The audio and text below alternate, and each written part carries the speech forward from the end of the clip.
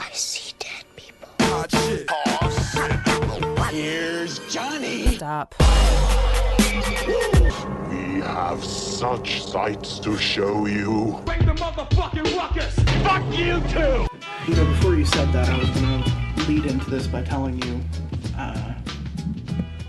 do you know if you were a Grecian warrior, you know, in the Greek, no, you're not. In the Greek and Roman times, if you were a Grecian warrior, do you know what your name would be? I want to see if we can connect on this. Polythalamus. I mean, that's like realistic. The Eradicator. I was going for a joke. That's more online with the joke that I was going to go with. What's my name? Asclepius. I was thinking you were just going to come next to the microphone and just fucking rip right in front of it. Rumbly tumbless.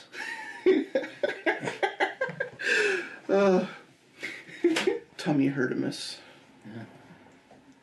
Yeah. I think it's funny how inconvenienced you are by your shitting. It's become a conversation between me and my beloved that you're one of the people who gets absolutely fucking wrecked by the idea of having to take a shit somewhere. Yeah. You're one of, like, the only people I know that, like, really seriously worries about taking a shit somewhere. I got the ibs. Do you actually? Have you been, like, clinically diagnosed? No. You haven't? No, but I think I'm lactose intolerant, or I got IBS, did. Or my tummies just don't work so good. I mean, I'm not speaking towards your diet, because I don't know what I eat cheese every day, dude. Okay, that might be a problem, but so do I. Cheese and ice cream. You eat ice cream every day? No. Okay. I drink a lot of creamer, though. Yeah, like I was saying, we were outside, you were smoking cigarettes, and I mentioned that you drink a lot of coffee, and I was like, yeah, those are diuretics. You're gonna shit your pants. It's become a conversation between me and my beloved, because in front of her friends and their partners and husbands and whatnot, I basically had mentioned that every guy worries about shitting their pants. And she thought it was peculiar because she doesn't think women worry about shitting their pants. And I'm like, yeah, no, I don't think they do. But then we went around to all of the guys, all of the partners of all of her friends, and they were all across the board. Some of them were like 2 or 4 out of 10, and some of them were like 8. Some of them were like, yeah, I'm going to shit my pants next week. Like, it's happening. And I was like, yeah, no, that's... The scale is how worried they are about shitting? How worried are you on a daily basis of shitting your pants? And a lot of them gave me like a kind of like, I don't know, like a 3, and I'm like, you're so full of shit. You're so full of shit. If you were that quick to say that you don't worry about it and that it's a 3, then it's actually like a fucking 6. Okay, yeah. Because I don't trust people who aren't able to just like be honest about that. You know what I mean? Most days for me is a 0, but there are a handful of days that are 10, and there's no in between. See, that's peculiar because I would have put you at like a 7 or an 8 on a daily basis. No, it's not an everyday thing. Okay. I mean, I'm saying that because you're one of the only people I know of recent memory who has shit their pants. Yeah. At least in some way, shape, or form. Yeah, it was a big disaster. I mean, it always is. There's no way that it's not. Yeah. But I also want to back him up for a second. I don't mean to put him in, like, the shit seat. It's not the hot seat, it's the shit seat. I don't mean to, like, you know, drag you through the shit when I talk about this, because people don't know the context. And the prelude to this conversation between my beloved's friends, Yeah. I was explaining to them how wrong place, wrong time equals shit pants. Yeah. It's not just like it's a car accident. It's not like you know, you're too busy doing something and you shit your pants. Like, no, like that's laziness. That's sloth. That's a sin. We go to church for that, you know what I'm saying? What I'm talking about is like freak happenstance. Right. Freak happenstance. Right. You're like, I got to shit. I'm And going to then you go to try. this place. I'm nowhere Right. near home. Right. And somebody's in the stall for 5-10 minutes, dude. That's 5-10 minutes too long. Correct. You know? And it just happens. I remember the last time it happened to me. I think I was in a Walmart, and I was walking around, and I don't remember who I was with. It's not important. But I was walking around a Walmart, and I was like, oh, fucking tummy rumbles. And I run up to the cashier, because usually the bathrooms are right behind checkout.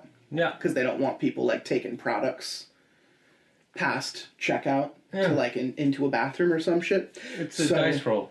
So I get back there, entire thing is walled off, caution tape. Oh, no, dude. The entire bathroom was closed. That's not good. So I'm looking at, like, the janitors who are, like, walking around, like, cleaning the women's, and I'm like, can you check if there's anyone in there? Like, can you check if there's anyone in the women's? Because, like, I'm about to unload. Yeah. Like, I'm talking prime exports. I'm coming in, like, variable degree heavyweight, heavy lifts. Yeah, it's going somewhere. And I asked this kind, elderly African-American gentleman to check the female restroom for me, and he said, yeah, there's someone in there, and I said, oh, fuck. Yeah. And I was like, so what's wrong with the men's? I can't go in there. He's like, yeah, out of order. Entire bathroom's fucking getting demoed, redone, or whatever. And I'm like, oh, so there's not even toilets in there. He's like, you can't go in there. Oof. Completely walled off. Big oof. And so I go to my car, I run to my car. And this is probably like 3 years ago. It was not super relevant. Yeah. But I go to my car, I try making it to like the closest gas station. I run to the gas station, they don't have a bathroom. Ooh. And I'm just like, That's it. I'm gonna drive home now. And in my driving home, in that acceptance, Yeah. I'm gonna shit my pants. Yeah. I was out of options. And at that point, the closest I was able to do was like try to pull over to like the side of a road and run into like the woods or some shit. And I just wasn't gonna do that. I just wasn't gonna do that. You know, I did that the other week. You did that the other week. Yeah. You couldn't make it. You ran out into the woods. Just No, bare ass. yeah. Like on the turnpike or like on the highway. So, you know, I was at work. I deliver. So Yeah, so context. He spends a lot of his day on the road delivering packages for unnamed big shipping company.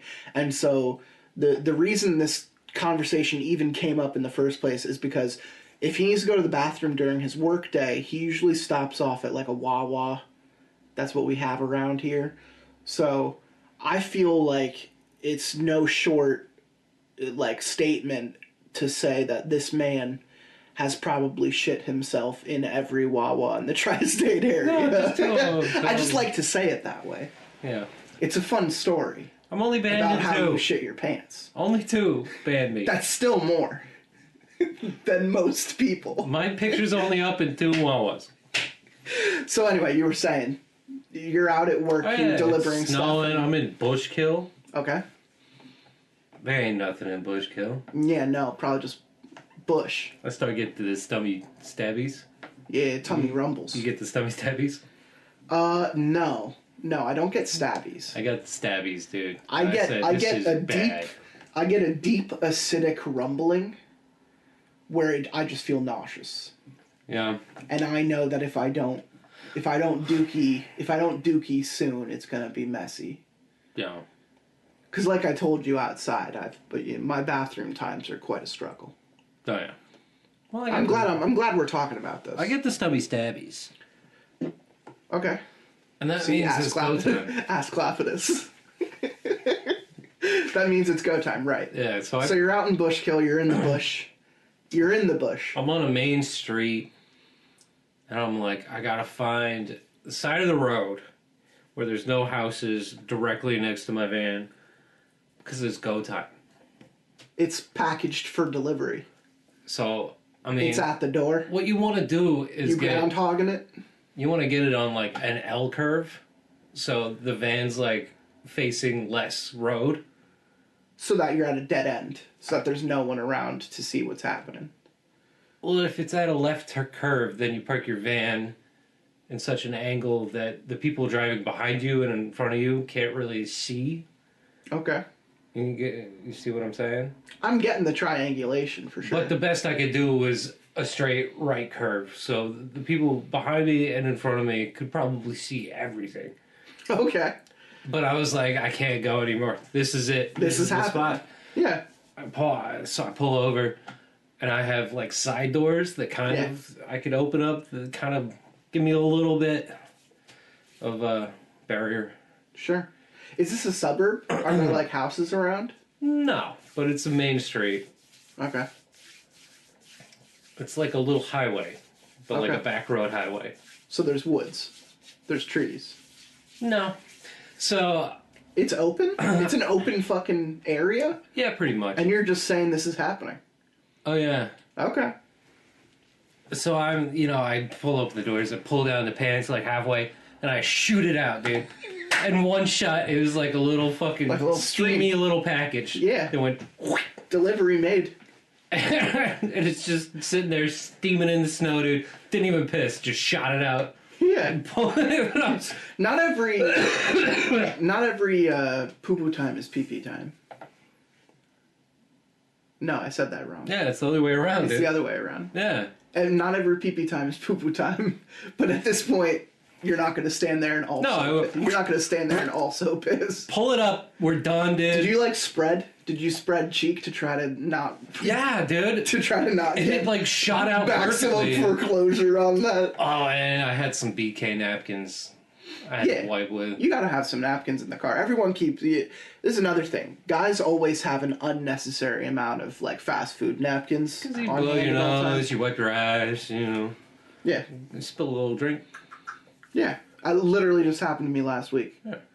I got the new... Yeah, you shit your pants and you need a little wipe. With Taco Bell napkins. Yeah.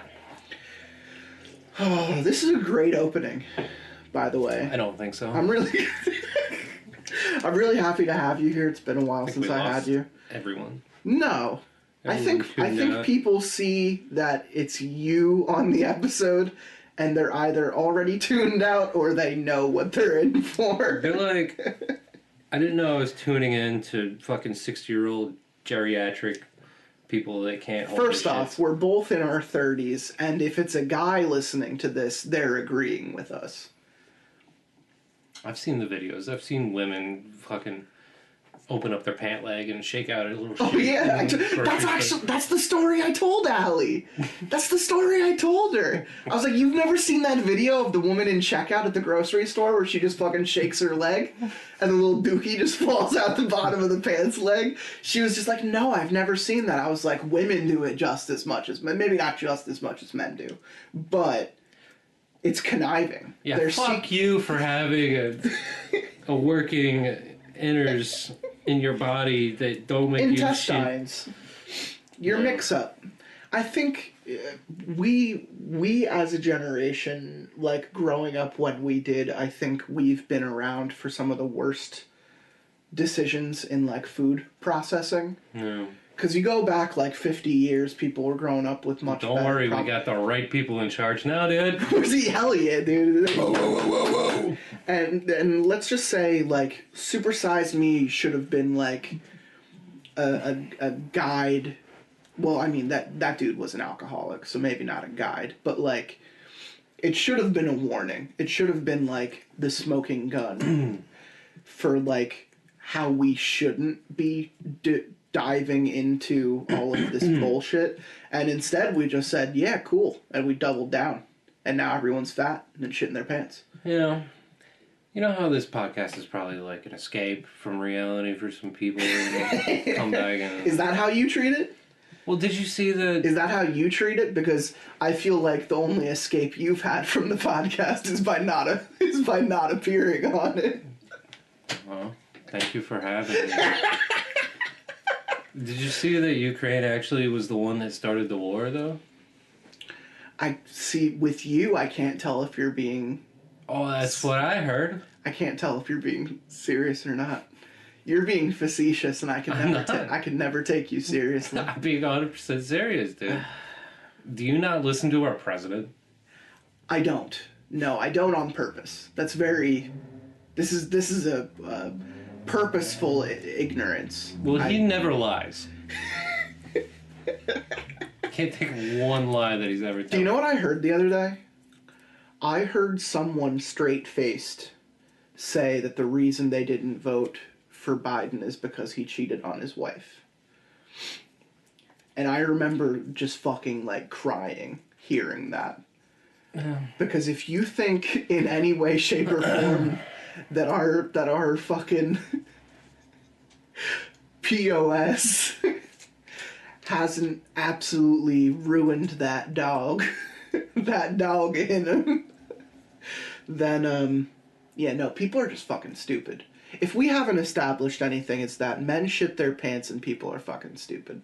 People are dumb. I love to talk about that, too. I love to talk about how fucking stupid people are. I mean, dumb people should not have the same voting rights. Yeah, there should be a requirement. It's kind of ironic that there isn't like a further requirement for people to be like of sane mind to vote, because I don't think they know what they're doing. But then the Republicans would take that and like turn around and, you know, abuse that and be like, Democrats can't vote no more. I mean, but they are. They already are doing that. Yeah. So what's, you know... You see the Gulf of America?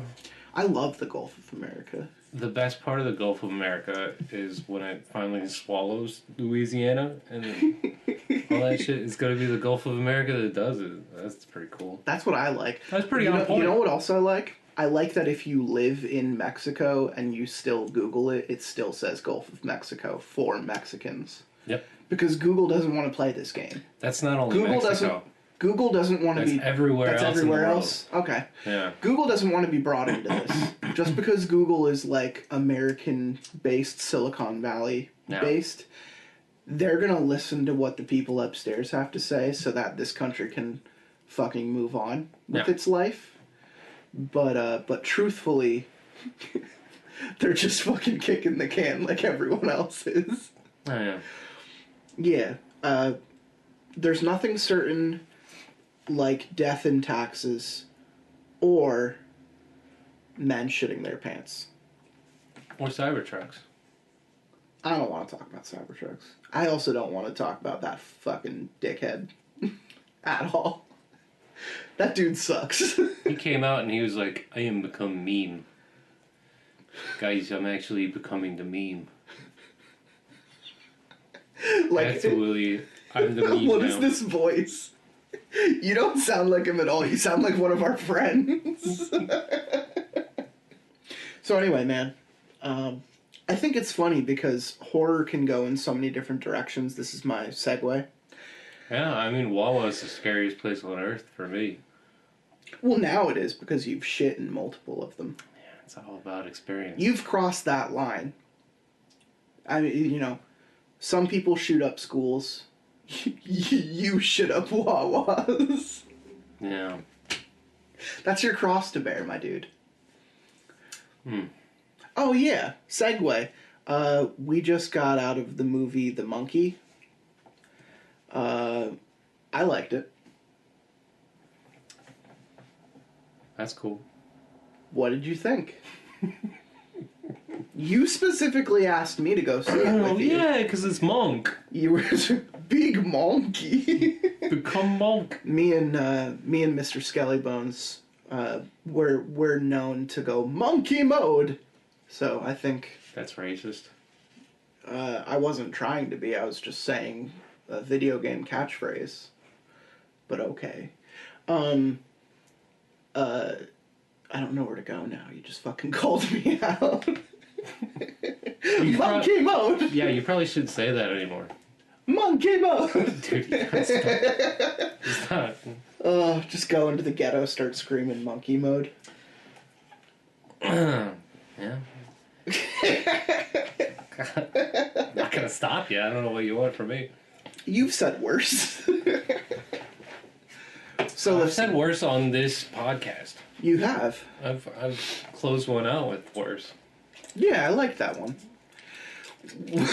So, when it comes to Monkey, released by Osgood Perkins, It was pretty good. Yeah. Made me perk up. It was Osgood, made you perk up. Yeah, okay. I had seen it twice because you weren't able to get out of work on time, and I didn't want to wait because 2 other people wanted to see it. Yeah. And I said sure. And then I liked it, and I knew I would, so I agreed to see it with you and Terry the Tickler. Yeah, it's funny, dude. I would recommend. Get that fucking crinkly thing out of your hand. Yeah, I think it was fun. I think it was paced really well. I thought the deaths were really cool. You had told me, oh, you're gonna like it because it's like Final Destination. And I was like, yeah, it kind of is. And, you know, speaking of Final Destination, they're making another one of those. Oh, no. I don't know if you saw the trailer for that. No. You didn't see the... Don't.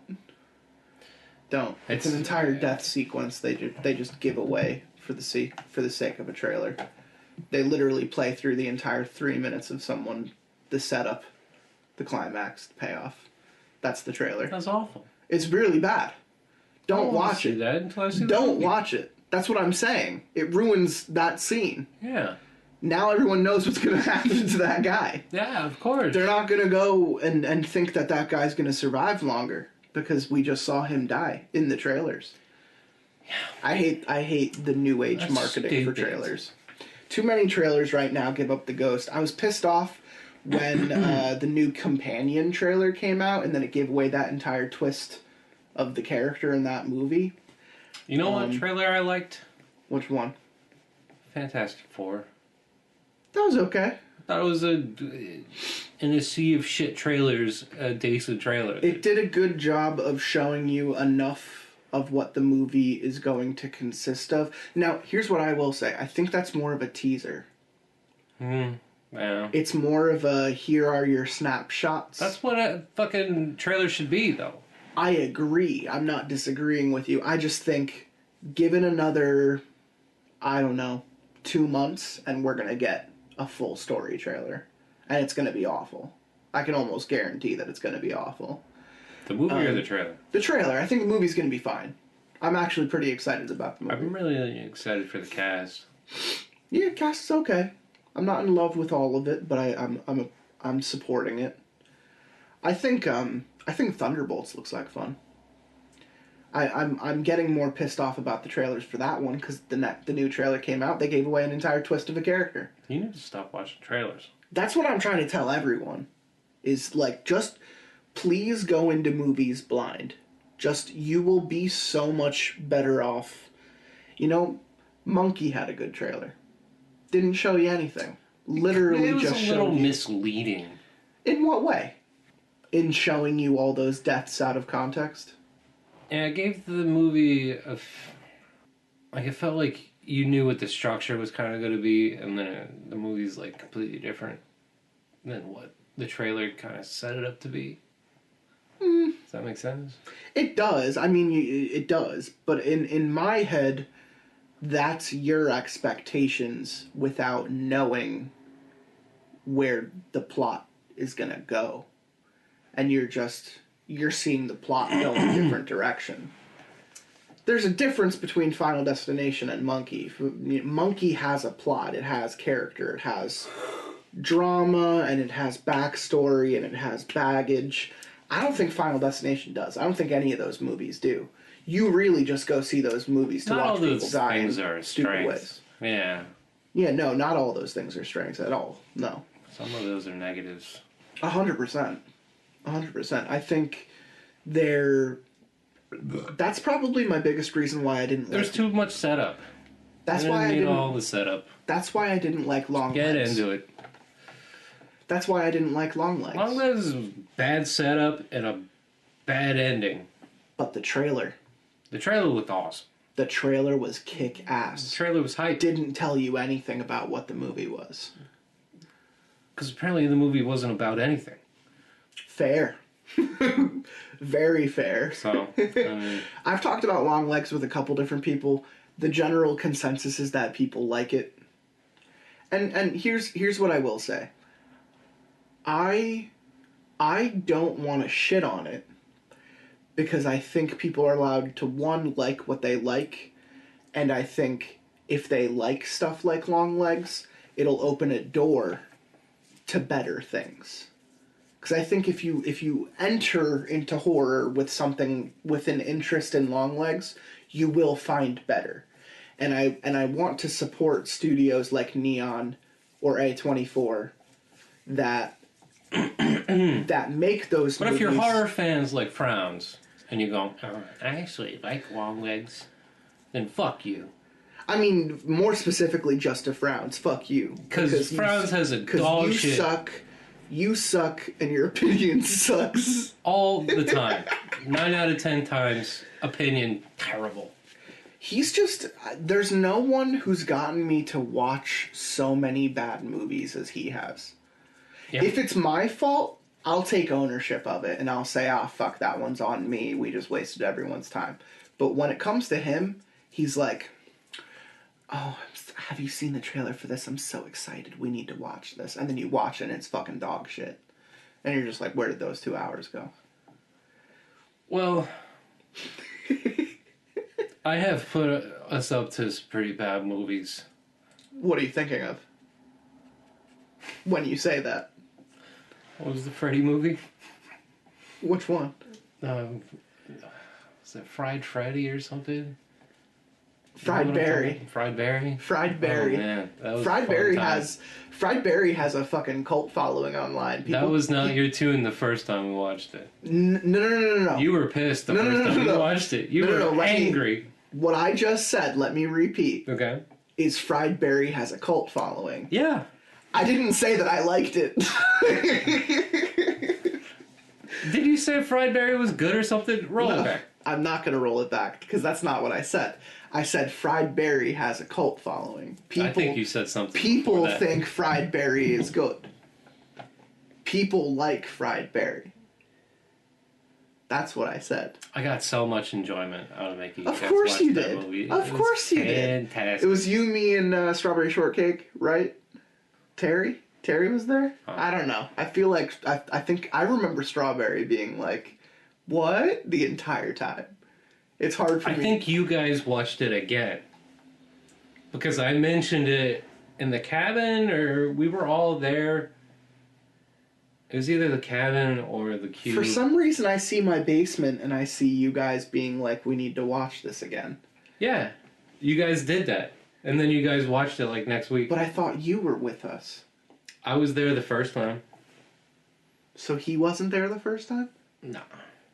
So then who said we have to watch this shit? Probably? Yeah. Okay, probably. He probably heard me talking about it and then probably... Because you were bitching about it to me. We were all in the room. And you're like we're watching this. And you guys made like a date out of it. And you had to watch it again. And I had to watch it again. And I didn't. I liked it more the second time, definitely. With the first time, I was very confused. The entire middle of that movie could be cut out. There's a sequence where he, gets locked up. He's like running from people and he gets locked up in the middle of the movie. It just cut that entire scene. I liked more of the beginning and more of the end stuff. No, people like Fried Berry. And you're one of them. No, I'm really not. Alright. Fair enough. I'm really not. I'm not. I think I think Fried Berry hits the right cylinders for people like you because you like to see... People suffer. Well, you like to see, like... People being uncomfortable. Gross out reactions and, like, over-exaggerated actors. You also like ugly people.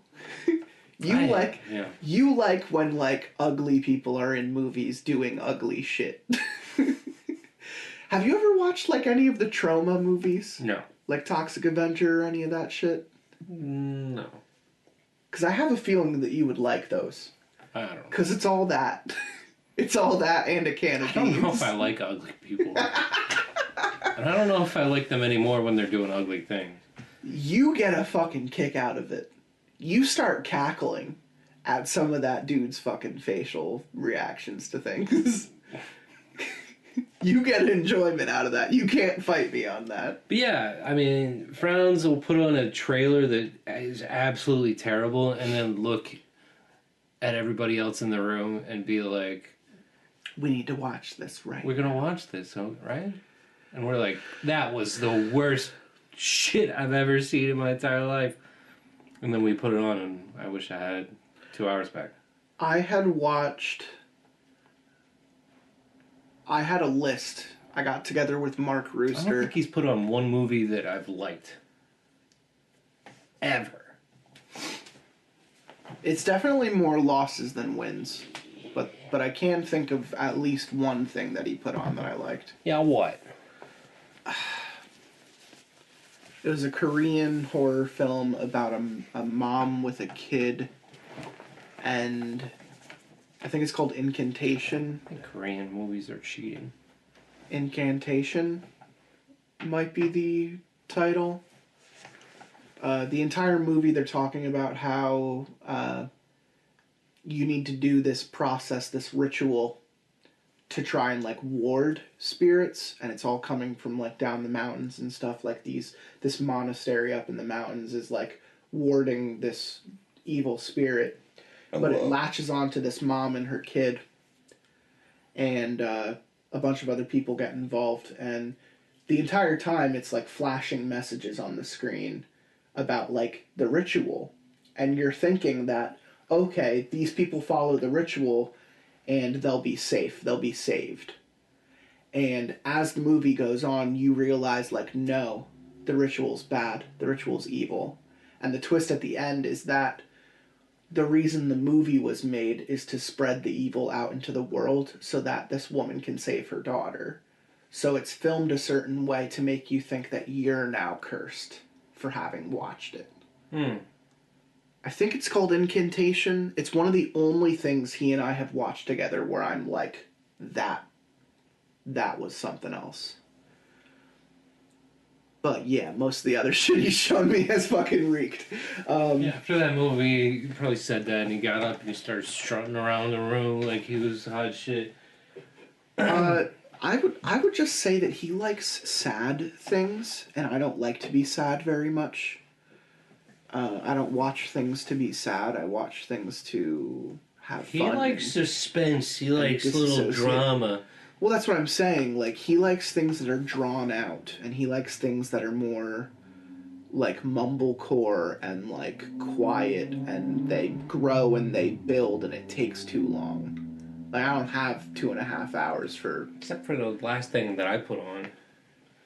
What was that? It was the pretty little girl in the Well, I wasn't there for that. You shit. told me about that one. Yeah. That movie sucks, but it was right up his alley, and he's like, I hate it. Because he didn't put it up. Oh, okay. I'm sure if he had watched it on his own, he would have been like, this is so beautiful. Yeah, it's beautiful. Look at her. She's so magnificent. Oh my god. Yeah, no, that's... And you have to see this one. Yeah, I'm sure he would have said that. It's really spooky. I think he did say that, actually. And I had tried watching that, and I was bored out of my fucking mind, and I turned it off.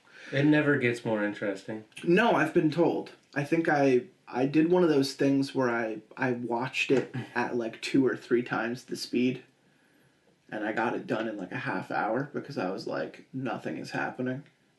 Well, it's the same thing happening over and over. 2 or 3 times. Correct. Wow, there's a girl on the wall. Yeah. Wow, there's a ghost. Oh, look at that. Oh. And then it's over. Yeah, it's stupid. Fucking awful. I got together with Mark Rooster and we went over like all of our favorite films from 2024, and we talked about some stuff from 2023 because we hadn't recorded an episode last year about the previous year. And I think the list consisted of like 74, 75 movies that we had to talk about, like all in one go. And we just started like fucking bulleting them off, lightning round style. And I think my favorite thing that I watched last year was probably Blink Twice. I just had a really good time with that one. I don't know if you saw that. There was the one that I tried showing you, Oddity. I thought that was really good. Me, Terry, and Mr. Skellybones watched that downstairs. AKA Woodman. Woodman! I had a really good time with that one. It just goes exactly where it needs to go. It has one of the best cold openings I've ever seen in a horror film. And then I think my number 3 would probably be the other movie I tried showing you, which is I Saw the TV Glow. That movie fucking scarred me. 'Cause you get so... I don't think I watched it. I showed you the trailer and you were like, yeah, I don't know. And then I told Terry I would watch it with him, and then he never got back to me about watching it, so I ended up watching it on my own.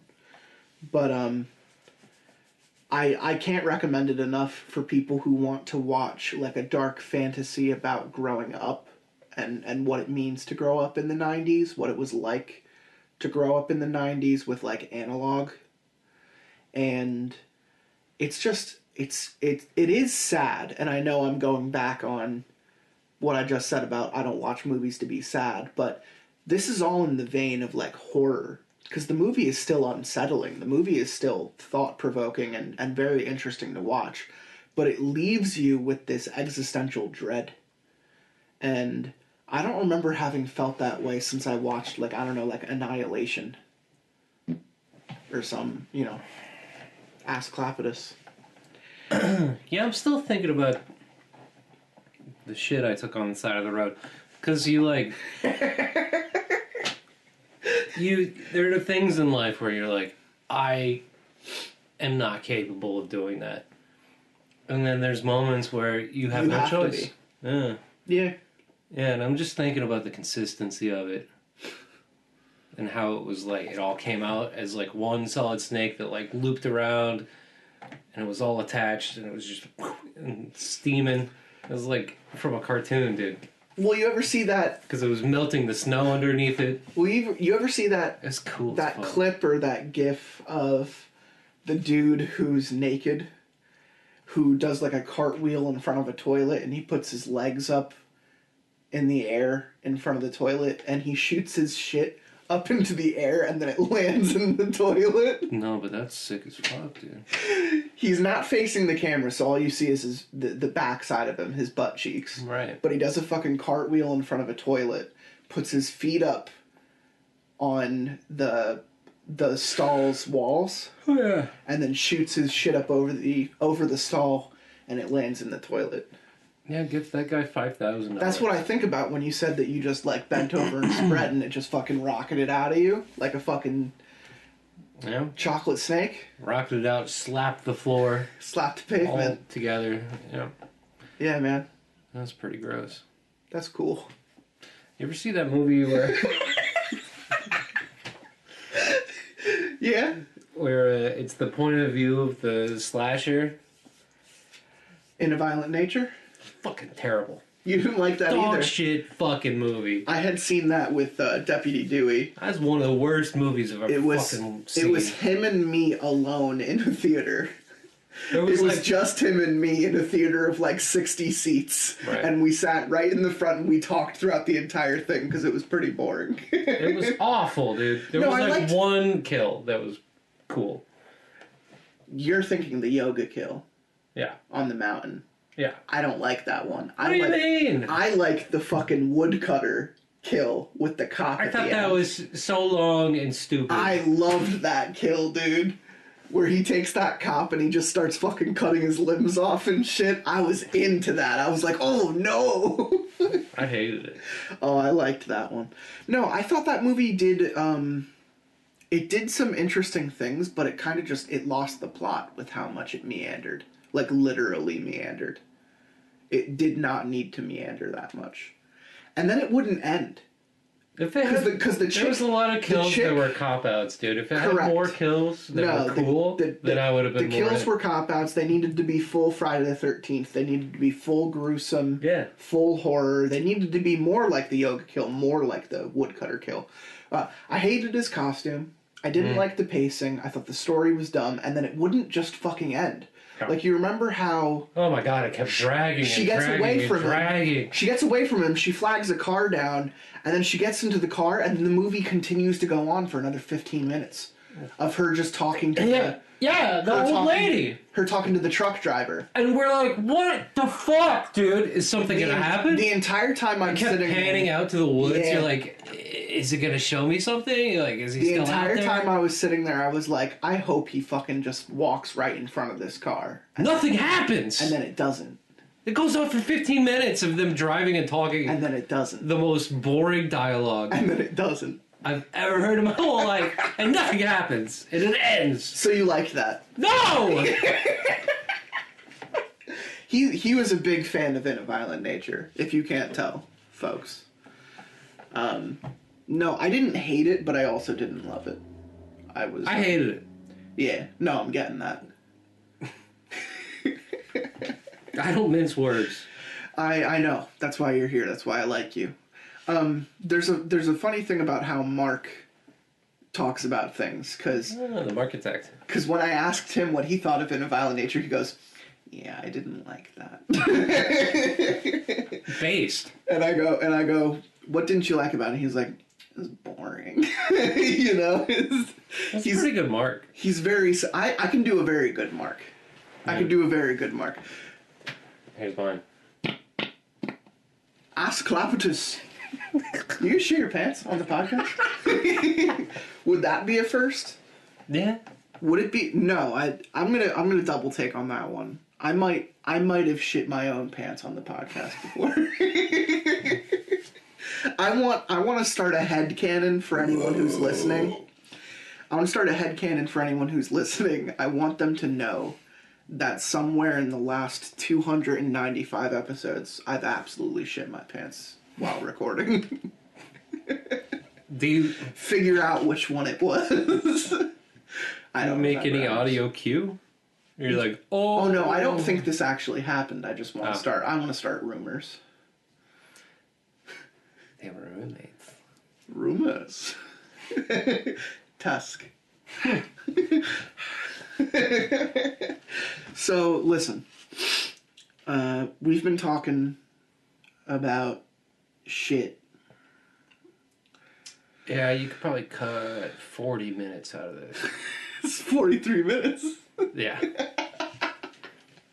I'm keeping most of it. Okay. Because I think it's silly. That's the choice. People like to listen to us. I don't know if I've gotten that across to you yet, but we have fans.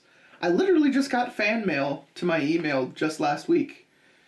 We got a fun email from a listener who said that she's she said that she is a fan from North Carolina and that she's a big old slut for the show. And I said thank you for your patronage. And yay.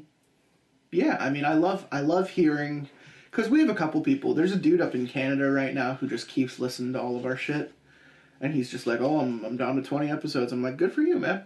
You keep on going. I'll keep putting them out for now. You keep listening. I'm here for it. You enjoy those tariffs? Yeah, enjoy those tariffs, you Canadians. Just kidding. I'm not. I don't want to piss any of them off. They'll come for us at some point. Well. So listen, we've been talking for a bit, and we've been talking about shit. Yep, that's the episode.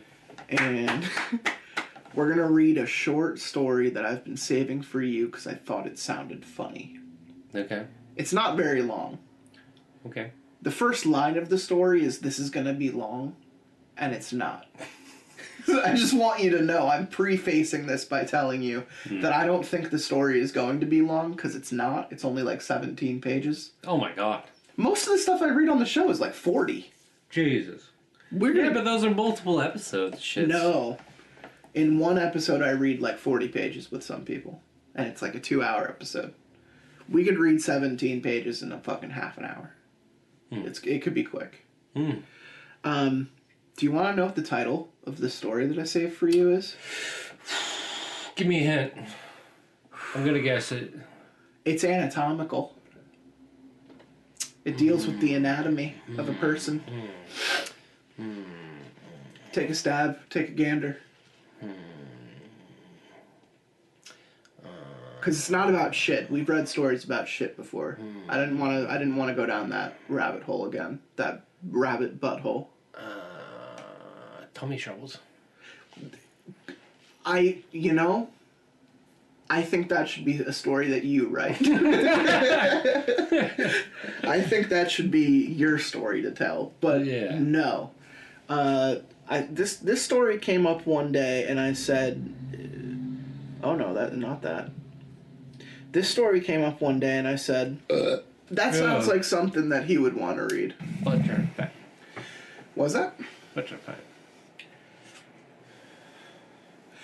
What was that? BUTCHERFACE. Yeah, the story's called BUTCHERFACE. Remember what I said about the first line of this story? It's a lie. It says, fair warning, this story will be long. No, it's not. It's like 1/3 as long as other stories that I've read. Fuck, dude, I'm getting pimpled. Yeah? Yeah. Maybe if you weren't such a little bitch. Maybe you should butcher your face. In 1997, my friend, who we'll call Chris, moved across the states. At that time, we were 10. We didn't really have much of a way to see each other besides getting a ride by our parents to one of each other's houses, which would be a hassle for our parents, so we eventually lost contact. During this time, I had only gotten the chance to visit his house once. And with this story being in the subreddit, you'd expect this house to be creepy, but it wasn't. It was a very plain, split-level house, probably built in the early 80s with neighbors close by. So it wasn't even secluded. The type of neighborhood where you could take a shit. Yeah, there you go. Like I said, we lost contact with each other for 10 years. That is until Chris contacted a mutual friend through MySpace. Tom. Yeah, it was Tom. I didn't have an account. We made plans to hook up and hang out. Those two things mean different things. He's gonna fuck Chris. Now that we have our own means of transportation, it was a lot easier, and after maybe a month of this, Chris mentioned that his family will be remodeling the house, and I offered my help. Him and his father gladly accepted the offer since the previous owners apparently didn't keep up on it themselves. So a couple of weeks later, I drive down one weekend and we start tearing up carpeting, ripping off wallpaper, etc. The basement had been changed into a room for Chris some years before, and while half of the floor was concrete, the other half seemed to have been torn up and replaced with floorboards. And one of the boards had become warped and broken, leaving it protruding up under the carpet, so they wanted to replace it. The heads are all warped. What do you think's in that basement? What do you think's under the floorboards? Upset Tummy Timmy. You think they got bones down there? I think they got some bones. We tore the carpet up and started ripping out the floorboards when we found what looked like a hole dug about 5 feet into the ground under the floor. Chris jumped down there thinking he could get better leverage to tear up the boards when he said something was down there. His father got a flashlight, jumped down to check it out, and it turned out to be a very worn box. That's not how you spell worn. It looked similar to a shoebox, but it was about 3 feet long and extremely damaged by the elements. It was so tattered. You're just gonna be my height, man? It was so tattered that you wouldn't be able to pick it up in one piece. We believed that whatever was in it would be just as damaged, but when we ripped it open, we noticed that whatever was in it had the added protection of a black trash bag. Chris picked up the trash bag and its contents made the sound of plastic hitting plastic, and we were curious as to what was in there, so we brought it upstairs and cut the bag open with a pair of scissors and found 24 unmarked videotapes. Oh. This is where I'm out. This is where I'm personally out, because if they're videotapes and they put them in a hole and they put floorboards over it, that's like some Ring shit, that's some snuff shit, or it's just 24 copies of Freddy Got Fingered. Well, that's true, and that's a good night. But that's also like, you know, with the Blockbuster, you know, we wanted to hide the evidence, keep the videos for later. It's just 24 tapes of, like, Nicolas Cage flicks. Nicolas Cage flicks. And Will Ferrell comedies. And Milk. Sean Penn? Yeah. Okay. Me and Chris were curious as to what was on them, but it was his father claimed that they were most likely someone's old bootleg collection. Yeah. Blockbuster. And if we're still curious, we should check them out later after we're done for the day. Or no, you stop and wait. Yeah, that would be cool. Yeah. Gay porn. No. BUTCHERFACE. Oh, fuck. Since the plan was for me to stay the night and help them out the next day and leave Sunday night, we decided to watch them that night. That night! Since Chris's father was tired and didn't care what was on the tapes, loser, he went to bed a bit early that night, so we pulled out the old VCR from the attic, hooked it up to the TV in Chris's room, and took out one of the tapes in the bag and slipped it in. The tapes certainly weren't bootlegged movies, like Chris's father believed. They were home movies of an unknown man we eventually began to call BUTCHERFACE. BUTCHERFACE. Butcher. Oh, Billy Little Butcher. baby Huey. There's little cotton. There was seemingly no flow from one scene to the next. It was like he would just film something random for what was usually a couple of minutes, then put the camera away for God knows how long, until he found something else that interested him. Most of the footage was random footage from him turning on a camera, facing a chair. He would walk out from behind the camera to the chair, push it over onto the floor, and walk back to the camera and turn it off. What is this, Andy Warhol's collection? Just him sleeping for 24 hours? Pretty interesting content. Or him playing with a random spider, which he would talk to in a low, childlike voice. Then end the tape with him squashing it.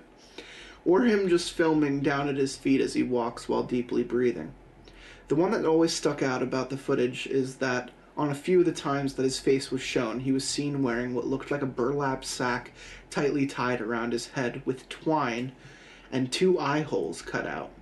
Oh, it reminds me of Sackhead. Jason, Friday the 13th Part 2, when Jason's wearing a sack on his head. You gotta be able to see. It also reminds me of the chainsaw dudes from Resident Evil 4. Wouldn't know. Yeah.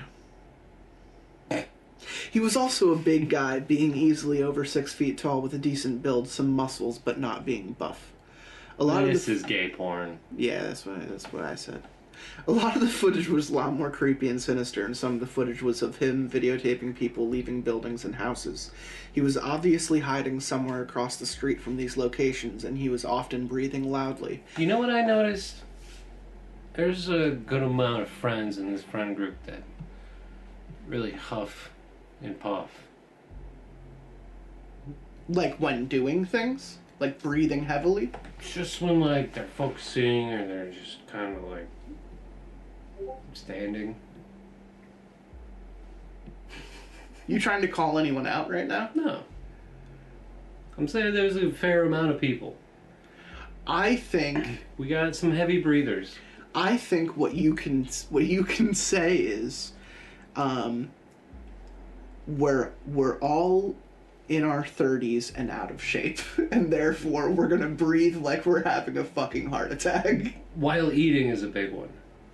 A lot of The heavy eating breathers. is tough. The eating is tough because it's Yeah. multitasking 2 separate functions at the same time. If you say so. And some people are definitely not as good at doing that. My breathing has I've gotten better over the last couple, I want to say, months. Well, that's good. Because I fixed my snoring Oh, that's awesome. and I fixed my sleeping. So when I fixed those 2 things, my breathing just felt. The girl confirmed about the snoring? Yeah, I sleep with a mouthpiece, and Whoa. I got a bed with an adjustable frame. Were you doing this in the nose strips? No. Never? 'Cause- No, I do a mouthpiece that distends my lower jaw, so that my jaw doesn't, so that I don't make that noise. So if my mouthpiece pushes my jaw out. Like Leonardo. What? In Wolf of Wall Street, when he gets so Yeah, excited. when he gets so coked. Yeah. He gets so coked up that... Yeah.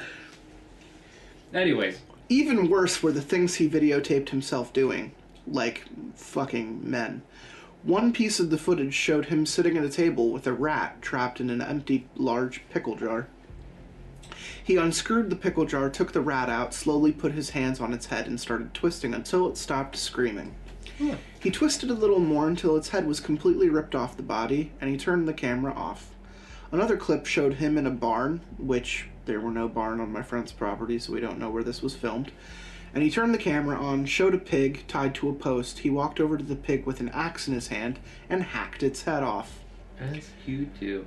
What was really creepy was that most of the footage was shot in what was now my friend's house. It was always dark in this footage, like this man didn't want to have the lights on, but we did recognize various locations of the house. What if it's this dude's dad? That'd be cool. Sackhead. Yeah.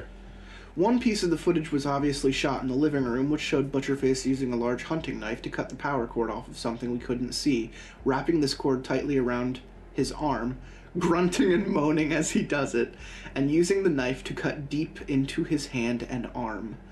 One disturbing clip showed him standing in front of a table in his kitchen. On the table was a clothes iron. He then unzipped his pants, took out his penis, put it on the table, and pressed the hot iron against it. Oh my god, I recognize that. That's my dad's penis. That's my dad's dick. He screamed, but he didn't take it off for about 30 seconds. And when he finally took it off, he limped over to the camera and turned it off. What freaked us out the most, as if that hasn't happened yet, was a clip of Butcherface in what used to be Chris's upstairs bedroom before he moved to the basement. He turned the camera on and showed the whole room covered in what appeared to be hundreds of lit candles. That's a hazard. They were on every table, chair, and shelf. The walls were covered in paintings of grotesque and ghostly faces. He then walked to a corner of the room and started furiously carving something into the floor with his hunting knife. He would stab it into the floor and, dragging it around, pull it out and stab again. Since the room was vacant at the moment and used for storage and was going to be renovated anyway, Chris's father let us tear up the carpet in that area of the room. What we found was a section of the floor that had been heavily sanded down with no real evidence of what had been carved there. Another tape showed footage of Butcherface in the same room with even more candles. Nice. And he was on his knees, facing away from the camera with his arms in the air, listening to Creed, screaming to be brought to the pits of pain and torture. Yo, this is some Hellraiser shit. Yeah. One interesting thing about this clip is that he only had 3 fingers on his left hand, and that he was missing his pinky and ring finger. He had all 5 fingers in previous clips, and we think he cut them off. That was the last clip of the tape, and the camera appeared to run out. The last piece of footage on the last tape showed Butcherface furiously digging the hole that we found in the basement. He was digging fast and breathing heavily. He was on the podcast. He was constantly grunting. His shirt was off, but he still had the mask on. And after a couple of minutes of him just digging, he started talking, saying something like, That's that. That's that. They won't know. They'll never find me. This is where I'll hide. I like that. See, there was dialogue. There you go. Yeah, we got... Back to the story. About 2 weeks later, we found Butcherface's tapes. We were getting tired with having to lug the VCR up and down those steep attic steps because Chris's father, for some reason, kept asking us to put it back up there when we weren't using it. And when Chris's younger brother, let's call him Evan, was going to college for media production, came into the middle of the conversation about this and mentioned that he could convert the tapes to DVD using equipment at college. After some haggling and way too much negotiating, that if we, being newly 21 at the time, would pay for the liquor bill for a party of his friends that he was having, who were 19 at the time, he would do it the next day. Yeah. When that day came, both me and Chris were waiting anxiously in the kitchen for Evan when he got home, and when he finally walked in the door an hour later, he said he'd be back, and he was looking extremely pale. We asked him what was done, if it was done converting, and he jumped in our faces saying that we never told him what was on the tapes. And apparently he didn't actually hear what we were talking about and only heard that we wanted some tapes converted, and that he thought they were more like old family recordings like Christmas or birthday videos. We calmed him down and asked him if he converted the tapes, and he said, No. And quickly left the room. We were disappointed and started talking about what to do next when Evan came back into the room with his father behind him. After talking about what was on the tapes, Evan retrieved them from his car, and the four of us watched every one of the 24 tapes together. After his last tape was finished, where he repeats, this is it, they won't know, they'll never find me, this is where I'll hide, Chris's father's face was just as pale as Evan's was earlier. He leaned back in his chair and said, That was creepy. An hour of talking that night ended with us wanting to know who was on the tapes, and I left for home soon after with the understanding that I would be kept in the loop on what would do next, which was to figure out the previous owner of the house. A couple days later from when I got the phone call from Chris saying that it took them a little while, they found nothing on the county website, but they found some history on the house at the town library, or something called a reverse directory, about a previous owner who had it in the mid-'80s, and after a few unanswered phone calls, we decided to visit these people in person. Fucking why? So that Friday, me, Chris, and his father drove... Okay, so Dad's coming, that's cool. Drove to their house and knocked on their door, only to be greeted by two 80-something-year-old women. Chris's father told them that his family was living in their old house and asked if we could ask them some questions about it, and they refused to let us in their house, but they did tell us about it. It turned out that both of them were sisters, and their first names were Shirley and Louise. Louise turned out to be the former owner of the house but never lived in it. Apparently her and her husband bought the house and were planning to add some new wiring and plumbing before her moving in, but her husband had a severe stroke not too long after buying it and eventually died. With the combination of hospital and funerary bills, Louise couldn't afford fixing it up and moving into the house and moved in with her sister instead, but she did mention that during that time the house was known to be home to a fair number of homeless people who would be regularly chased off property. We had asked if either of them had a son, and they both said, Oh, I sure hope neither of us shit our pants today. We left there with not too many answers. A couple weeks later from there... Not very informative from them. Yeah, no, didn't really help. Because they absolutely shit their pants. They're 80-something. They're probably shitting their pants on the daily, you know what I'm saying? The dipe? So, did you just shorthand diaper to dipe? Yeah, they got the dipe. They got that dipe. You got that dipe? No. A couple weeks later from there, me and Chris had gone to the movies with his girlfriend. I think he was trying to get his mind off of the tapes because I could tell that he was creeped out. We were talking about how much the movie sucked. It was Spider-Man 3. How's the pie? Delicious. So good. When Chris slammed on the brakes, we practically skidded about 30 feet, and I was choked by my seatbelt, and his girlfriend, my dick, who wasn't wearing a seatbelt, was almost thrown into the front seat. We started screaming at him, asking him what the hell he was doing when he looked at what he was staring at and saw a house. It looked familiar to me, but I couldn't put my finger on it, and I looked back at Chris, and he said, I think I just shat my pants. Also, that house is on the tapes. Yeah, he would say that if he was scared. Accidental poopage. He's gonna need a diaper. Then I remembered one of the houses that BUTCHERFACE had watched people come and go from was right there, not 20 feet from us. We knocked on the door, but no one answered, so we decided to come back later. And when we got back to Chris's house, I noticed that the VCR hooked back up to Chris's TV in his room. I asked him about it, and he said he'd been watching the tapes again for clues. No wonder why he was still creeped out. That night, when I got home, I got a phone call from Chris, and he was whispering and said that he thinks he saw someone walking around his backyard. 2 days later, that Friday, I agreed to sleep over and see for myself, and Chris was claiming to see glimpses of someone standing or walking around his backyard, but it was always too dark to see any details, both of the previous nights. I was set up to sleep on the couch that was now a reboarded up hole we found the tapes in. Very little sleeping actually went on that night because we stayed up in the living room staring out the sliding glass door to the backyard. We were talking about how we weren't even sure if he actually hurts people when Chris suddenly leans forward and points out the window and said, "See? Right there! Do you notice a shadow or something?" What, is Chris like an 80-year-old Asian man? I jumped up and flipped the switch to the deck lights and they didn't go on, so we got flashlights and went out to look. Why? Besides some tree branches blowing in the wind, we found nothing. At around 4 a.m. we decided to go to sleep. I stayed on the couch a couple hours because I got too cold, because I felt a draft and I think it was coming from between the boards on the floor. I went home the next afternoon thinking the night was a dud until I got a frantic phone call. Someone had broken into Chris's house while they were out. The sliding glass door to the backyard was completely smashed with broken glass having been thrown all the way across the living room and into the dining room. I drove back there because they wanted me as a witness to seeing a shadow in the backyard. They showed me around and I saw that this person had completely tossed the living room, dining room, and kitchen.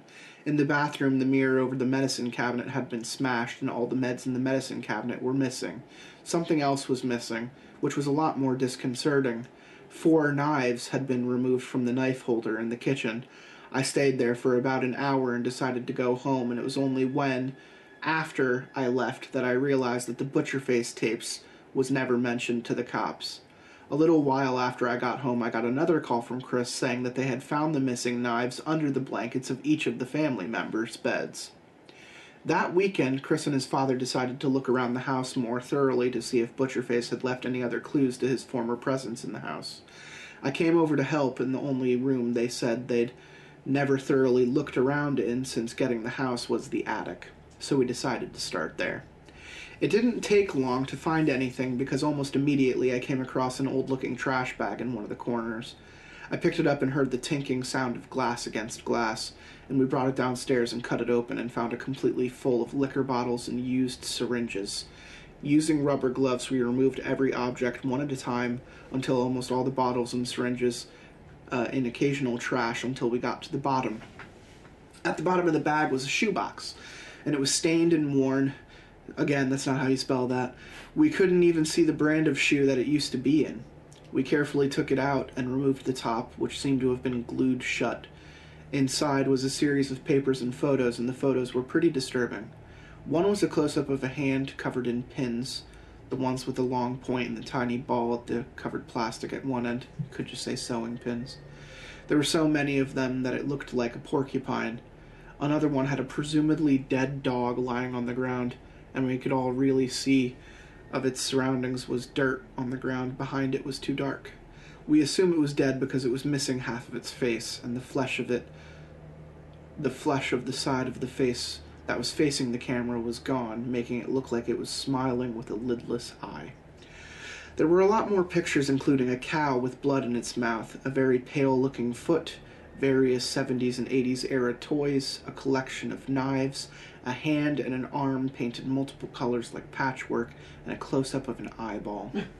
Oh! The papers were pretty freaky as well. There were combinations of drawings and writings. Most of the writings were what seemed like a wish list of murder, listing practically every way imaginable how to kill people. Others seemed to be random thoughts, like how he accidentally pissed his pants while at the movies. I'm going to go back and read that. Like how he accidentally shit his pants while at the movies. Yeah. Or how he has an infectious evil, and he'll somehow spread that to his disciples. Some of the drawings were pretty similar to the ones that I'd seen on the tapes on the walls in Chris's old room. Others were more detailed and showed corpses of various states of decay and strange creatures. They were humanoid, but they all had demonic looks to them, with many of them shown standing on all fours. One thing that showed up often was a strange symbol. It looked like the letter C with a gap in the C pointing down, with a V laid on top of it. And when we got to the bottom of the box, we found another tape, one that we'll never get to watch because it was completely coated in candle wax. Oh, fuck. We could probably just break the wax out and then fix the tape. Alright, running out of clues, we decided to revisit the old women who owned the house in the 80s again. They're dead. Wouldn't that be something? It had been 2 months since we last visited them, and we grew to realize that the story didn't quite make sense. For instance, Louise claimed to have given up on the house, yet on the tapes we could see that the house had power. And why would she have continued paying the power bill if she didn't want the house?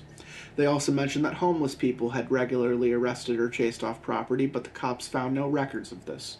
We tried calling them, but just like last time, we got no answer, so we decided to drop by again. When we got there, we found the house abandoned.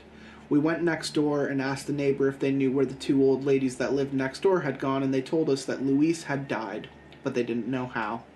And about 3 weeks earlier, Shirley abruptly packed up and moved away a week later. While Chris's father was talking to the neighbor, Chris pulled me aside and whispered, We breaking into that house. That same night, we waited until it was late and drove to the old lady's former house. We had never broken into a house before in our lives, and we were dressed in the stereotypical burglar outfit, black shirt and pants and black hockey mask. I know, stupid. When we got to the house, we were so nervous we didn't even leave the car for a good 45 minutes. When we felt assured that the neighborhood was asleep, we got out of the car and crept into the backyard and to the back door. We looked into the window on the door, but it was too dark to see anything. I took my shirt off and put it against the window and gave it a punch, breaking the glass. Fuck yeah, dude. It felt surprisingly loud, but could have been because it was so quiet and the neighbors never woke up, so I guess it really wasn't that loud. I reached in through the hole in the glass and unlatched the door, and then we had a whispered fight over who will go in first. It actually got to a game of rock, paper, scissors, which I won, so Chris went in first.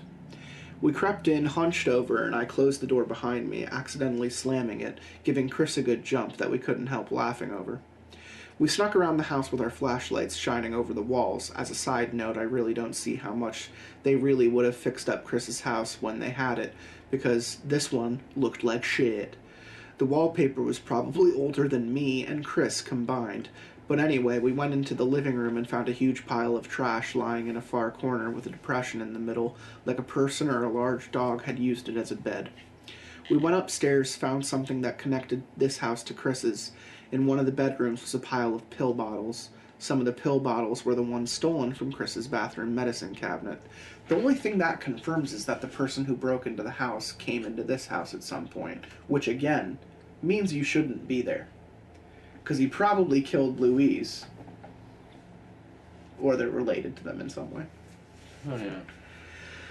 We knew this because some of them had his mother's and father's names on them, and one of them was Chris's back pain medicine from an injury that happened a couple years prior that required surgery. That was all we needed to see, so we booked it back downstairs and to the door, but when we got to the door, I jumped back, knocking both me and Chris down. On the inside of the back door was the CV symbol from BUTCHERFACE's notes. And after we got back to the car, Chris said something that creeped the both of us out. If BUTCHERFACE really is living in that house, he probably wasn't there because he was staking out Chris's house right now. Oh, fuck. Later that week, I visited Chris's house again, and as soon as I walked into the door, I knew I walked into an air of distress. Chris's mother and brother were pacing back and forth in the living room, looking out the window into the backyard. I walked in and asked what was going on, and they looked out the window and saw Chris and his father in the backyard screaming at each other, and behind them was a large bonfire that was almost nothing more than cinders. Chris's mother said their dog, Brackett, had gone missing, but didn't say anything else. I opened the now replaced sliding door and walked out to meet them, and as soon as Chris's father saw me, he became even angrier. Chris met me halfway to the fire and said,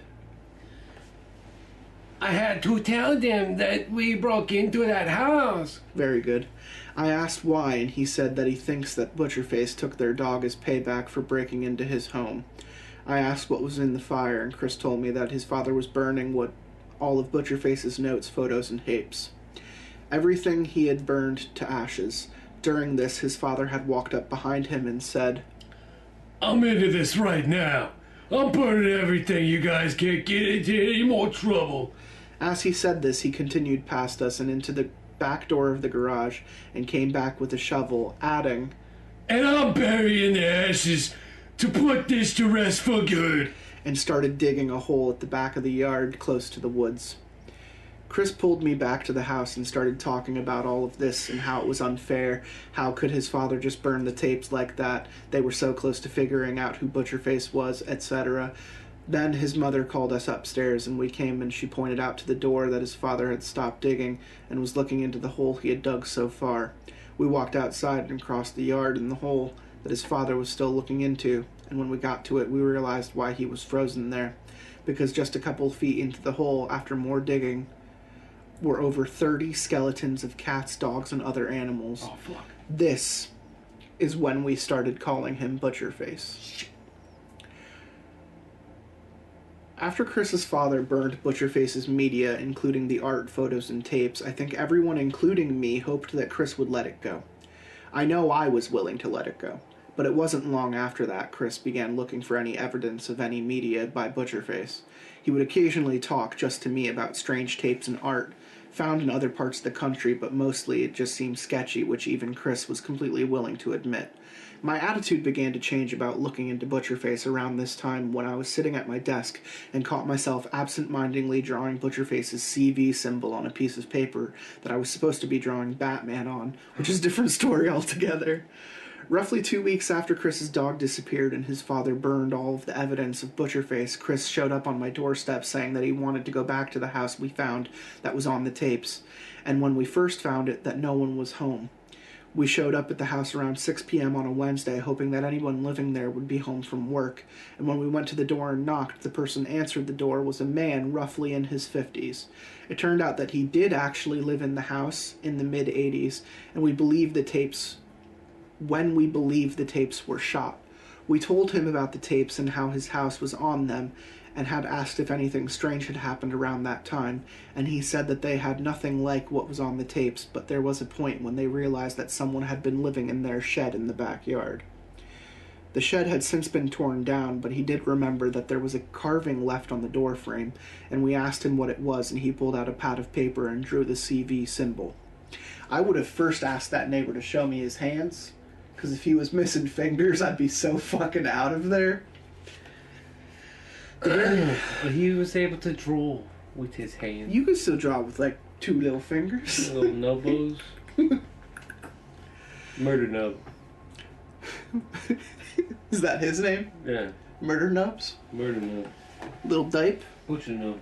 The very next day, Chris's mother was walking around in their backyard and came across their dog. He had been ripped open from the neck to the stomach. Oh my god! Ripped open from neck to stomach and placed in a still open hole that his father had dug 2 weeks earlier. The cops had been called and they were finally told about BUTCHERFACE, and since Chris's father had burned everything, they really had no evidence that the dog had been killed by a person and labeled it animal mauling. It wasn't long after that I came home to find my front door open. Done. Out. Dipe. On. I walked up the front steps and saw the door swung open, only hanging on one hinge. It being dark out, I flipped the light switch just inside the door and it didn't come on. I went around the house to the shed in the backyard and grabbed the most menacing thing that was near the door, which was a pitchfork. Going back to the front door, I pulled out my phone and called 911. Good call. And after making the call, I cautiously entered the house. Bad call. Making sure the pitchfork was in front of me. I crept up the stairs and got to the nearest light switch and flipped it, but this one wasn't working either. I came to the conclusion that the power was cut, and using my cell phone as a flashlight, I got a look at the damage that was done. The leather couch had been slashed open with many cuts, and the filling pulled out. Glass doors on the kitchen cabinets had been smashed. More than half of the liquor bottles in the liquor cabinet were missing, and the medicine in the medicine cabinet was gone. It all seemed very familiar. I mean, even my 13-year-old dog's arthritis pills were taken. It's a hell of a high. Speaking of the dog, Drake. Got him. He got that dog in me. You could call me on my telephone. He has an anxiety problem, so we keep him in a crate whenever we leave the house. And thinking of what happened to Chris's dog, I ran down the hall to the office where the crate was kept. I shined what little light I had on my phone on the crate and saw its door open and it looked empty. I stepped forward, afraid at what I'd see, and shone the light into the crate and saw Drake cowering in the back, whimpering. That's when the cops pulled up. My family came home soon afterwards when the cops asked us if we had any enemies, since the house mostly just seemed to be tossed. I had to tell them about BUTCHERFACE. While the cops were looking around, they noticed that the power hadn't been cut. It turned out that every single light bulb in the whole house had been partially unscrewed, leaving the light bulb in the socket but not able to light up. This was the first time my family had heard about Butcherface, and they asked me to stop seeing Chris. I hadn't so much as talked to Chris on the phone for almost 2 months after that. Very little had happened in the time, but something still didn't feel right as well. For one thing, my sister, who works nights, started asking me to stand at the front door and wait until she got to her car. Whenever she left, since she leaves after dark, I asked a couple times why, but she never gave me an answer. It's like she just felt creeped out, or that she was being watched whenever she went outside. Our dog still seemed to be spooked too. Whenever we'd tie him outside, he'd only do his business and come right back in, which is very out of character for him. One day I was standing at my back door looking into the backyard, thinking of all of this when my eyes locked onto the shed in the backyard, and I remember the story they told us by the people we talked to, whose house we saw on the tapes. They found evidence of someone living in their shed. I went to my room, picked a sword from my sword collection. Yeah, I'm a nerd. Deal with it. Grabbed my dipe, went out to the shed, crossed the yard, and when I got to the shed I found it unlocked. I opened the door and looked inside, using only the sunlight since there's no power running. I immediately saw a pile of trash in the far corner, and it was a loose pile of tarps, cloth from umbrellas, and trash bags that had a compression in the middle like someone had been lying in it. Off to the side of the pile was missing liquor bottles from inside the house and some garbage. This guy had been living in the shed, and it was a good chance that he had been there since the house was broken into 2 months ago. In fact, for all I know, he could have been there that night when I went to the shed for the pitchfork, watching me. I didn't want to freak my family out, so I cleaned it up in secret. Bad call. At the bottom of the bedding of the trash, I found a ratty notebook. I only half opened it to a random page and saw some very familiar artwork and immediately closed it, tore it up, and threw it in the trash. A couple weeks later, I got a phone call from Chris. He said that he was still doing some looking around and found some strange stuff. And before I could say that I didn't want to hear it, he said he went back to the house of the woman who were the former owners of the house who had talked to before. And before I could respond to this, he said, "They're light. Come see me tomorrow." He really is Asian now. The next day, without telling my family, I drove back to Chris's house, and when I got there, I was greeted by his mother, who seemed to be in a good mood. I asked her how it was going, knowing that I was talking about. She said nothing strange had happened there for a couple of months. I asked where Chris was, and she pointed to the stairs that led down to the basement bedroom. I opened the door and immediately heard Chris talking, but I couldn't quite hear what he was saying, but I assumed he was talking to his girlfriend. When I got to a point on the stairs I could see into his room, I saw that he was sitting in front of his desk talking to a video camera. I asked him what the hell he was doing, and he smiled and said, "Nothing." and turned off the camera and slid it back between his monitor and computer tower like it wasn't strange that he was talking to a camera just like Butcherface did. By this time I had gotten to the bottom of the stairs, and Chris stood from the chair and immediately changed the subject. He walked up to me and started talking about how a couple days before he drove to the house of the old woman who used to own the house. When he got there, he parked across the street and waited. He knew that the former owner of the house, Louise, had died and that her sister Shirley had moved soon after, and someone had been living in the house since then.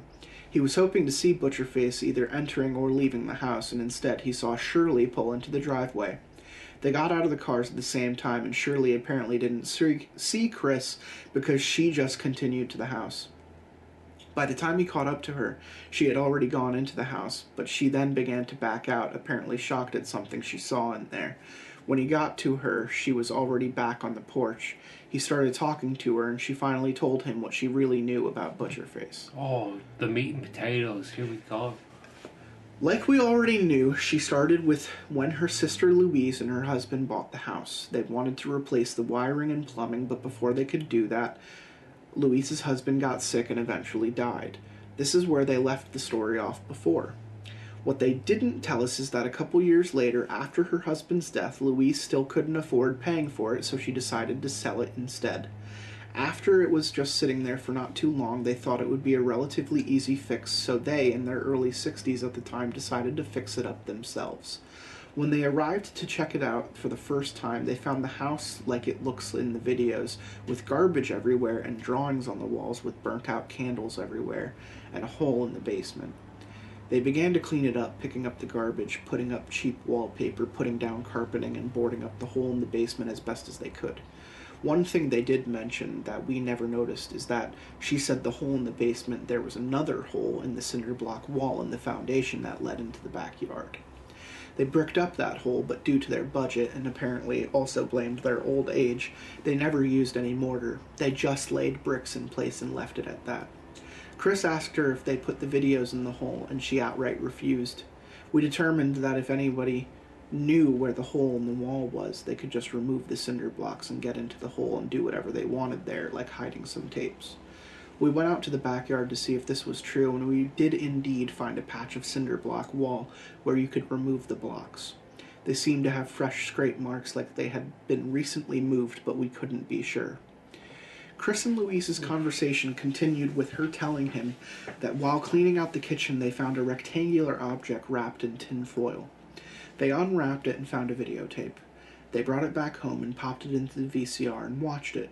Apparently there was no picture, the screen was just black like he had left the lens cap on or something, but it seemed to be intentional because what the video lacked in visuals, it compensated with sound. He said she described it as rants and strange noises for the entire tape.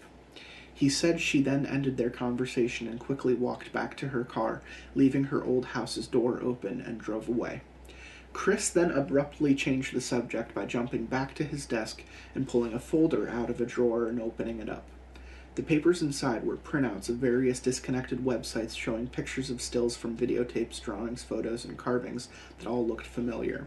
He said, Look, they're all over the country, including some bits of Mexico and Canada.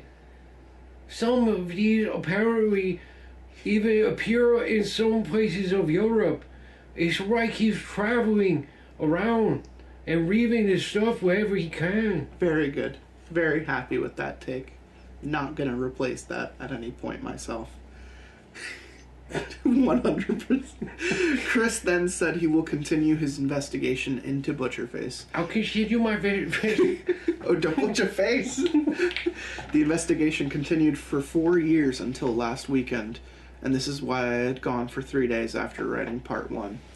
I hate to make this sound cliche, but Chris became pretty obsessed with trying to find out who Butcherface was. His investigation was slow. Finding the occasional picture or video, he even traveled to a town in Denver, Colorado, because he believed he found what he called a nest, a place where Butcherface seemed to appear often, much like around our area, but didn't find much.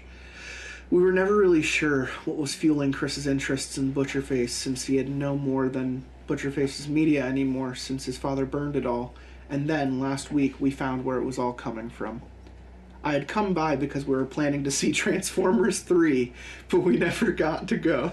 Yo, sick. I pulled into his driveway at the same time as his girlfriend, and we both got out of the cars and laughed at the coincidence of both of us getting there at the same time and walked into the house. His family was working, so we just walked in and went down the stairs to his room. We hung out for a little while, and Chris and his girlfriend were sitting on the bed, and I was sitting at the desk. We were chit-chatting, and I was spinning in his chair when I happened to notice a tape leaning against the speaker to his computer. I picked up the tape and asked him what it was, and he immediately got a Holy shit! look on his face.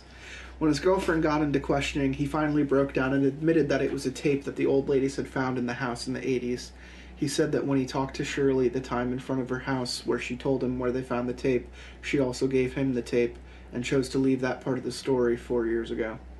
This is when we knew we had a problem. We asked him to stop listening to the tape. We asked him to stop his search for Butcherface. It has never led to anything good. So that next week, we decided to go to the cabin that Chris's girlfriend's family owns to a lake a couple towns over to finally finish it. We didn't know how right we were. We arrived at the cabin in the afternoon on Monday. It was me, Chris, his girlfriend, and our friend Jesse, who's a mutual friend. We filled Jesse in on the whole Butcherface story as we knew it on the drive down, and he immediately regretted coming along. Yo, same. Chris brought everything he had on Butcherface, and soon after we got there, he asked if we could watch the last tape one final time. Jesse wanted to see what the fuss was about, and I must admit I was curious to check it out myself. The cabin had no cable phone line, cell phone signal, or internet access, so it's a great place to go when you're trying to get away from a fucking homicidal maniac who wears a mask and kills things. Fuck yeah, dude. They only had one form of entertainment, which was to watch movies on a VCR with a decent VHS collection. We popped the tape into the VCR and turned it on. As mentioned before, the tape had nothing visual and it was all audio. It began with clicking sounds, like from an insect that would start off slow and go faster and then slow down and go fast again. It then changed to a quiet talking, like a whisper. The voice talked about how he had an infectious evil and wanted to spread it to his disciples. And then it faded out, like he just walked away from the camera. There were more noises of what sounded like animals walking around inside of a building and a high screeching noise that lasted a good 5 minutes. Yeah! There was nothing more than talking. There was more talking where he called people zombies and cows and how only a few more were worthy for the pit, followed by a jabbering sound like he was humming while wiggling his tongue around. Yeah. Give me that sound.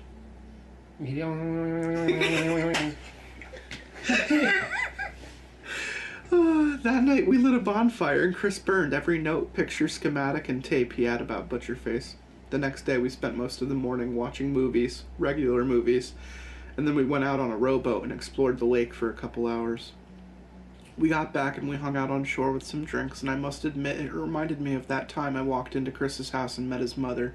She was in such a good mood after not having any problems with Butcherface anymore. It felt exactly like that. At one point, Chris's girlfriend came out and asked us if we knew where her iPod was.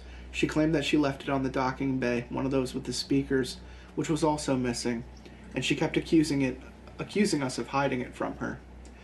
At this point, it was starting to get dark, and we began going back into the cabin one by one, and I was the last one in, and I must admit I didn't close the door. Me, Chris, and his girlfriend were in the room looking for the iPod in its docking station when Jesse, who was still out in the living room, yelled, Holy fuck! We ran out into the living room and he said that he had just saw a person run by the open door outside on all fours. Chris's girlfriend rushed to the door and slammed it shut and locked it. We stood still listening for where this person could have gone when all of a sudden we started hearing loud noises coming from the front deck. It was random noises like voices chattering, something like the grinding of a buzzsaw, sobbing, all in quick succession. We rushed to the door and peeked out the small window, and we saw Chris's girlfriend's iPod sitting on its docking bay with a power cord going to it from a plug on the outside wall, sitting on a railing to the deck, and the sounds were coming from the iPod. Chris opened the door, ran out, grabbed the iPod off the docking bay, and ran back into the cabin. He gave it to his girlfriend and told her to delete the file that was playing, effectively erasing every known piece of media we knew about Butcherface. Me and Chris then ran to the door, opened it, and yelled that there was nothing left of any of his media that we had. We had destroyed every connection we had to him, and he had no reason to follow us anymore. It stayed quiet for the rest of the night, and we left that morning. During the drive home, we started thinking of some of the things. We now believe that Butcherface wanted us to find those tapes. Maybe not us per se, but someone. The day that we found those first 24 tapes, we started an avalanche of more and more of his media to be surfaced and helped the possibility of spreading it to others. He had mentioned more than once in his media that he wanted to spread his infectious evil only to his disciples, and we think that those disciples are those that have seen it. We say this because he never seems to attempt to hide it and seems to keep watch of all of those who have seen it. In the notes I saw of Chris before he burned them, I saw many of the sightings of him were scary, but never seemed to be completely dangerous. It was like he was just keeping a watch over those who have experienced his media. I contemplated not writing out parts 2 and 3 of the story because I'm not sure if this counts as spreading his media, and ultimately I decided to finish it to warn you that if you ever come across anything that even resembles the footage, audio, art, writings, or carvings that are described in the stories, do not look at them. When we got back to Chris's home, Chris decided to tell his family everything that had happened, including the tape he had hidden from everyone else, and our hypothesis as to who Butcherface is and what he's doing. Chris's brother, Evan, his face became pale, just as pale as the day he first saw the tapes. We asked what the matter was, and he said, "You know how I said I never converted the tapes to DVDs? Well, I lied." Apparently, he actually did do the conversion at his college, and after the day their house was broken into. The thing is, they disappeared, and he later learned that fellow students had taken them, thinking it was a cool school project, and made copies. And from what I've learned, they've been handed out from person to person, copy to copy, leading to countless duplicates. So, you fucked up, basically. What are you gonna do? You know? At that point, you know? Little slap on the wrist. Little oopsie daisy. Move on with your fucking life and try not to think about it anymore. Yeah. Grab your dipes. Grab your bootstraps. Move the fuck on. Get the dipes on. Gotta have your extras. Burn your shed. Take a nap. Take a good nap. Have a good shit. Get a little high. Not in your pants. Preferably in a toilet. Yeah. I tried to read that as quick as I could. What'd you think? Did he ever even kill anybody? Killed animals. And so what the fuck? Mutilated himself. Yeah. Yeah. Yeah, no, he didn't kill anyone, and it's confirmed at the end that interactions with him were never quite dangerous. Yeah. I think it's someone who, like, they get off on making you paranoid. They're going to break into your house so that you know that they can. Well, they want to so go that you know to that the they're torture there. dimension. Is that what it was? I think that's what The it torture is. dimension. If he gets enough clout, then Yeah. he gets to go to the torture dimension. You know who I think Butcherface was? I think it's Drake. Drake! I think it's Drake, and I think he's making all those tapes to get back at Kendrick for the beef. Yeah, I would too. Because he got all the beef, and we've got all the seasoning. Ain't that the truth? Ain't that the truth? Right, Kendrick? Yeah, I think I'd do the same thing if I was Drake, a.k.a. Butcherface. Yeah. You'd break into someone's house and leave, like, little notes everywhere. Yeah. Leave your mixtape. Some fun home movies. You'd do that thing that U2 did, where you download your album to their iPod non-consensually. Yeah, I mean, that's the smart thing to do for Butcherface. You need some kind of contractual obligation with... he should start a Apple. podcast. Start a podcast. Butcherface should start a podcast. He wouldn't get a lot of followers because it'd be a lot of weird noises. What are you talking about? He's got disciples. It'd be weird noises and not much else. No, he talks a bunch. He does. Yeah. He got some low range mumbles about infectious evil. Right. You remember? Because they said that 6 times, but never elaborated on what evil he was talking about. So I really do just think more coherent than our Harry Potter erotica. Oh, Harry Potter erotica. Yeah. Maybe. Maybe. Maybe. How'd you feel about that story? It was long. No, it wasn't. He wasn't wrong about that. It wasn't long. We read stories for an entire 2 hours on this show. I don't know, that story kind of sucked. You didn't like it? I don't know, there's a lot of going to different houses and, oh wow, the house is like all fucked up. He did say the same sentence like 4 times. Yeah. Before just getting to the fucking point. Yeah. People on Reddit tend to do that, where they explain the like shitty details Yeah, like more it wasn't than the good details. Okay, it wasn't long, but it was twice as long as it needed to be. Agreed. Because when you, if you're, so we've been doing this show. So get to the fucking point. We've dude. been doing this show for like 8 years. All right, we're allowed to be armchair critics to some, extent. When you are trying to tell a story like this, cut out the exposition. Just give us the good shit. Because we don't need to know about your fucking commute. We don't need to know about all the shit between parents. We just need to know the drama. We just need to know the rising action, the climax. What I will say is, because it's Reddit, and because it's written this way, it makes it feel more believable. I mean, it would have been cool if there was, like, some canon supernatural elements. You know what I mean? What do you... No, I don't know what you mean. Please explain. Like a little nod to, you know, there might be a little something to the torture dimension and the disciples and... You know, like he was actually working towards something attainable, and not just a crazy guy who made some tapes and killed some dogs. You know? I think that's a steep hill to fall on. It would be a cooler story, though. I'm not disagreeing with that. I'm saying that people aren't good at writing that. Maybe even more interesting. I'm saying that people aren't good at writing that because when you give everyone all the answers, they don't always agree with what you're doing. I mean, fair enough. I think this person exists in a realm of mystery because it's easier to write, and you leave the terror on the door. You know, you leave the terror on the doorstep because what you're doing is you're letting people get themselves creeped out. You're not filling them with creepy shit. You're not confirming any of their suspicions. You're just saying, this happened. Yeah.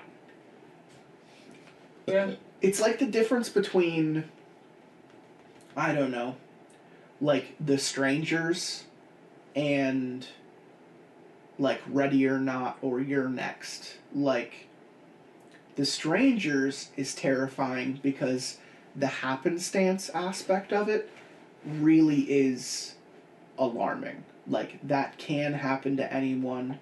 You can just get fucking murdered by a bunch of psychopaths. That is terrifying. What happens with You're Next or, I don't know,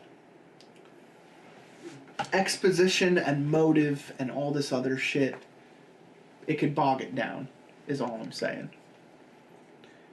Yeah. Hot dog. Hot dog, hot diggity dog. Hot dog, hot diggity dog. You got a hot dog like wrist guard. Yeah. For your keyboard. You got a hot dog light, hot dog. I got a new desk mat. You want to know what it is? Two dudes kissing. Dude, if only. If only. No, it's a Ouija board with a graveyard, and it's cool. Whoa. Yeah, dude. That's crazy, dude. It's really fucking cool. You ready for this? Oh, what? Dude! Yeah. If you ask... I just fucking clownfished in my own mic, dude. I sounded like a fucking bubble. That's what all of your fucking farts sound like. My farts sound like little bubbles? Yeah, dude, and... My farts What's sound his like... name again? My farts sound like a little duck just going whack. What's his Terry. name? Terry? Yo, get away from those fireworks, Terry! Yo, Terry, back up! Yo, back up, Terry! Oh, God, Terry! Terry can do the perfect impression of your farts. It's fucking hilarious. What are you talking about? All of your farts sound the exact same. No, they don't. They absolutely do. Dude, I got some long rippers. I got some rippers where it never ends. It's like... Where I just sit there for like a full minute and it just goes squawk, just like right out my butthole. It's like your farts can't escape. And they go... No, it's the opposite. You want to know what it is? They reverberate off my butt cheeks. And then they just slap out. That's why they sound like that. It's like someone with a horn, and they're doing you go that. See if he's here. They're doing that thing. So we can come in here and do your. They're doing that thing with the horn where they go. Yeah. You gotta hear Terry do a fucking impression of that. All right. So Terry has been requested, and Terry is now here. We were discussing what my farts sound like. He just let one out, so we have one. I stood up in front of the mic and I made like a little noise. Yeah. And he says that you can do a really good impression of what my farts sound like. Great. You want to rattle one off for me? Sure. Bring the mic closer. Bring it closer. Pick it up. Sturby audio. It goes. That is pretty good. That is pretty good. It sounds like a little duck. Yeah. Sounds like a little duck is in my asshole. Mm-hmm. Yeah, I pretty much did that exact noise 5 seconds ago, right in front of the microphone. It sounded exactly like that, dude. It sounded pretty close, honestly. All right. Yeah. Thanks, okay. man. Yeah. Thanks for coming by. Yeah. Hey. no Appreciate problem. it. Anyway, we did that. That happened. That's immortalized on the internet for everyone. Oh, yeah. Harold? Harold. It's been a fun little adventure with you. Yeah, we got in here, we got it. We knew what we needed to do, and we did it. We got it done. And that's an inspiration. I think every day that you don't shit your pants is an inspiration.